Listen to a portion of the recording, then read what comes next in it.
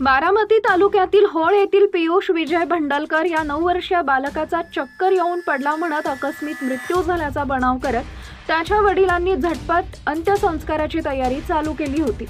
पण अचानक त्या ठिकाणी पोलीस पोहोचले आणि त्यानंतर पोलिसांना पाहून मृत पियुष भंडालकर याच्या वडिलांच्या पायाखालची जमीनच सरकली। नेमकं काय घडलं ते पुढे बघा। त्या अगोदर आपल्या चॅनलवर नवीन असाल तर चॅनलला सबस्क्राइब जरूर करा, जेणेकरून अशा प्रकारच्या अपडेट्स या तुमच्यापर्यंत पोहोचत राहतील। वडील विजय भंडालकर यांनी मुलगा पियुष याला तू अभ्यास करत नाही, सारखा बाहेर खेळत असतोस, तू तुझ्या आईच्या वळणावर जाऊन माझी इज्जत घालवणारा दिसतोय असं म्हणत त्याला हाताने मारहाण केली।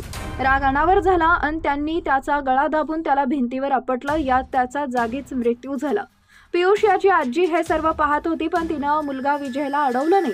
त्यानंतर विजय यांच्या सांगण्याप्रमाणे पियुष हा चक्कर येऊन पडला अशी खोटी माहितीही तिनं दिली। संतोष भंडालकर याने डॉक्टर भट्टड यांच्या दवाखान्यात पियुषला नेल्यानंतर तिथं विजय यांच्या सांगण्यावरून पियुष हा चक्कर येऊन पडल्याची खोटी माहिती दिली। डॉक्टरांनी पियुष याला होळ येथील प्राथमिक आरोग्य केंद्रात घेऊन जाण्याचा सल्ला दिला, मात्र तिथं न नेता आणि मृताबाबत गावातील पोलीस पाटील अथवा इतर कोणाला काहीही सांगितलं नाही। त्यानं नातेवाईकांना बोलावून पुरावा नष्ट करण्याच्या उद्देशानं मुलाचा शवविच्छेदन न करता थेट अंत्यविधीची तयारी केली।